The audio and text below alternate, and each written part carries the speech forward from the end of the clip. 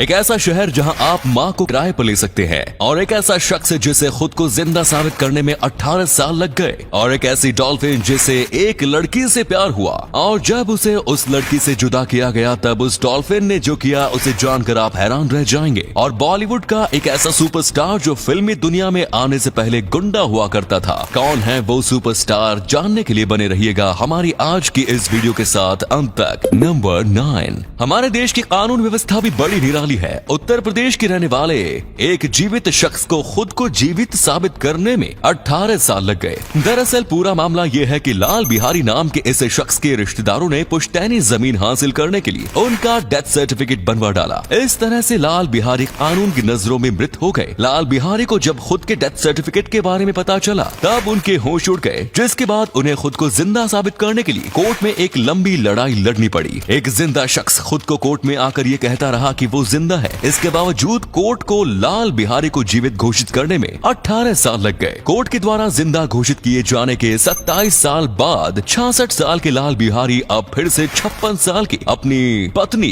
कर्मी देवी के साथ दोबारा शादी करने जा रहे हैं, क्योंकि सरकारी कागज में उनका पुनर्जन्म हुआ है। इसीलिए लाल बिहारी का कहना है कि पुनर्जन्म के बाद पुनर्विवाह भी जरूरी है। नंबर 8। कर्नाटक के रहने वाले रवि होंगल को अपने प्रोफेशन से इतना ज्यादा प्यार है कि किसी प्रोफेशन के प्रति ऐसा प्यार आपने कभी नहीं देखा होगा। रवि होंगल को बचपन से ही फोटोग्राफी का शौक था। बड़े होने पर उन्होंने अपनी इस हॉबी को अपने प्रोफेशन में बदल लिया और फोटोग्राफर बन गए। फोटोग्राफी के प्रति उनकी दीवानगी इस कदर है कि उन्होंने अपने घर को कैमरे के डिजाइन में बनाया है। कैमरे के लेंस की जगह पर इन्होंने घर की खिड़की बनवाई है और घर के बाकी डिजाइन भी कैमरे के पार्ट्स को दर्शाते हैं। इनके इस घर का नाम है क्लिक। लेकिन फोटोग्राफी के प्रति इनका प्यार सिर्फ घर तक ही सीमित नहीं रहा, बल्कि उन्होंने अपने फैमिली को भी इस प्यार में शामिल कर लिया। उन्होंने अपने बच्चों के नाम एप्सन, कैनन और निकॉन रखे हैं। Next is number 7। कहते हैं कि दुनिया में पैसे से हर कुछ खरीदा जा सकता है, बस रिश्ते नहीं खरीदे जा सकते। लेकिन अब ये बात भी गलत साबित होने वाली है, क्योंकि अगर आप न्यूयॉर्क में रहते हैं तो फिर आप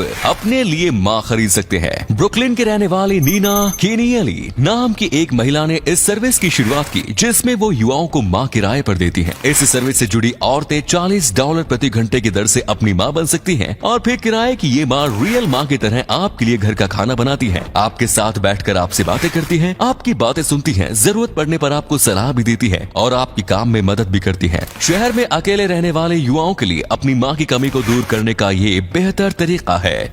number 6। Dead man finger fungus एक ऐसा फंगस है जिसे देखकर अच्छे खासे इंसान के भी होश उड़ सकते हैं। ये फंगस जमीन के नीचे से इस तरह से निकलता है जिसे पहली नजर में देखने पर ऐसा लगता है कि किसी मरे हुए इंसान को दफनाने के बाद उसका हाथ बाहर निकल चुका है। इस तरह से दिखने के कारण ही इसका नाम डेड मैन फिंगर फंगस रखा गया। वैसे साइंटिफिकली इसे ज़ाइलेरिया पॉलीमोर्फा के नाम से जाना जाता है। ये खौफनाक फंगस फॉरेस्ट और वुडलैंड एरिया में पाया जाता है। आमतौर पर यह फंगस सड़ चुके पेड़ की जड़ों से विकसित होता है।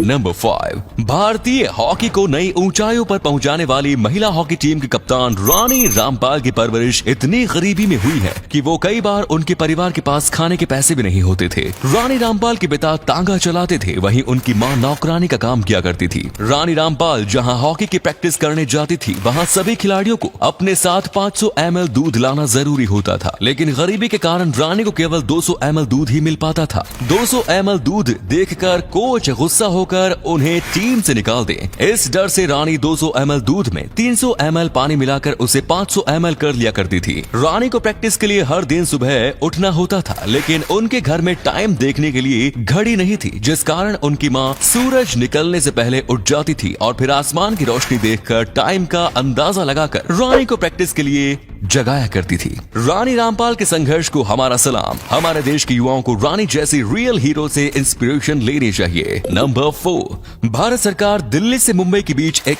ऐसे एक्सप्रेस वे के निर्माण पर विचार कर रही है जिसके बन जाने के बाद ट्रांसपोर्टेशन की दुनिया में क्रांतिकारी बदलाव आ सकता है। भारत सरकार इन दोनों बड़े शहरों के बीच 1300 किलोमीटर लंबा ई हाईवे बनवाना चाहती है। इस ई हाईवे पर इलेक्ट्रिक बस और इलेक्ट्रिक ट्रक 120 किलोमीटर प्रति घंटे की स्पीड से चल सकते हैं। इस हाईवे पर 670 volt direct current overhead cables लगाए जाएंगे, जिसकी मदद से इलेक्ट्रिक ट्रक और बस चलते हुए ही अपनी बैटरी बैटरी चार्ज कर सकेंगे। इस आधुनिक हाईवे के बन जाने के बाद लॉजिस्टिक कॉस्ट में 70% तक की कमी आएगी। इसके साथ ही वक्त की भी बचत होगी और सबसे बड़ा फायदा तो एनवायरमेंट का होगा। इस तरह के ई हाईवे और इलेक्ट्रिक गाड़ियां देश में पोल्यूशन की समस्या को काफी हद तक कम कर सकती है। नंबर 3, फिल्मी दुनिया में आने वाले हर कलाकार के संघर्ष की अपनी एक अलग कहानी होती है, लेकिन संघर्ष की कहानी जो कहानी जैकी श्रॉफ की है उस पर यकीन करना आपके लिए मुश्किल हो सकता है। आपको जानकर हैरानी होगी कि जैकी श्रॉफ ने फिल्मी दुनिया में आने की कभी कोशिश भी नहीं की थी। वो एक लोकल गुंडा थे और गुंडागर्दी की दुनिया में ही मस्त थे। गुंडागर्दी की दुनिया में इन्हें जग्गू दादा के नाम से जाना जाता था। एक दिन जग्गू दादा बस स्टॉप पर बस के इंतजार में खड़े थे। इसी दौरान एक आदमी ने इन्हें टोका और उनसे पूछा कि मॉडलिंग करोगे। इस पर जैकी श्रॉफ ने कहा कि पैसे देगा। इस दिन के बाद से ही जैकी श्रॉफ की किस्मत बदल गई और वो जग्गू दादा से जैकी श्रॉफ बन गए। मॉडलिंग में उन्हें किस्मत से मौका तो मिल गया, लेकिन फिल्मी दुनिया में उन्हें अपनी पहचान बनाने में काफी मेहनत करनी पड़ी। नंबर 2, डॉल्फिन्स इंटेलिजेंट तो होती ही हैं, साथ में इनके अंदर इंसानों की तरह ही फीलिंग्स भी होती है। 1965 में एक साइंटिफिक एक्सपेरिमेंट के लिए मार्गरेट हॉवी नाम की एक लड़की को पीटर नाम के एक डॉल्फिन के साथ वक्त बिताने के लिए कहा गया। ये दोनों साथ में काफी सारे वक्त बिताने लगे और मार्गरेट पीटर को कई सारी चीजें सिखाने लगी। इसी दौरान पीटर को मार्गरेट से प्यार हो गया और वो उसके साथ शारीरिक संबंध बनाने की कोशिश करने लगा, जिसके बाद 2 फीमेल डॉल्फिन्स लाई गई जिसे पीटर के साथ रखा गया। लेकिन पीटर इन दोनों फीमेल डॉल्फिन्स के साथ संबंध बनाने के बजाय मार्गरेट के साथ ही ऐसा करने की कोशिश करता रहा, जिस कारण इस एक्सपेरिमेंट को बीच में ही रोक दिया गया और पीटर को फ्लोरिडा के डॉल्फिन टैंक में भेज दिया गया। मार्गरेट से जुदा होने के कुछ हफ्ते बाद ही पीटर की मौत हो गई। कई एक्सपर्ट्स का मानना था कि पीटर ने जानबूझकर अपनी सांसें रोककर आत्महत्या कर ली थी। मरने की वजह जो भी हो, लेकिन ये तो तय है कि पीटर मार्गरेट की जुदाई बर्दाश्त नहीं कर पाए। नंबर 1, इंसान की जिद क्या होती है वो आप इस तस्वीर को देखकर समझ सकते हैं। चीन के इस हाईवे के बीचों बीच मौजूद ये 5 मंजिला मकान एक ऐसे जिद्दी शख्स की है जो किसी भी कीमत पर अपना घर छोड़ने के लिए तैयार नहीं हुआ। सरकार ने इस शख्स को मुआवजे के तौर पर काफी सारे पैसे देने की कोशिश की, लेकिन इसने अपना फैसला नहीं बदला। दोनों ओर से हाईवे का निर्माण कार्य पूरा हो चुका था और बस ये घर इस हाईवे के चालू होने में दीवार बना हुआ था, लेकिन फिर भी ये शख्स घर खाली करने के लिए तैयार नहीं हुआ। लाख कोशिशों के बावजूद जब इस शख्स ने अपना घर खाली नहीं किया, तब हार मानकर घर के बगल से सड़क का निर्माण करना पड़ा। तो उम्मीद है आपको आज की वीडियो पसंद आई होगी। अगर हाँ तो वीडियो को लाइक करें। इनमें से कौन सा फैक्ट आपको सबसे ज्यादा अच्छा लगा कमेंट्स में जरूर बताएं। इस तरह की और भी इंटरेस्टिंग फैक्ट वीडियोस देखते रहने के लिए चैनल को जरूर सब्सक्राइब करें। धन्यवाद।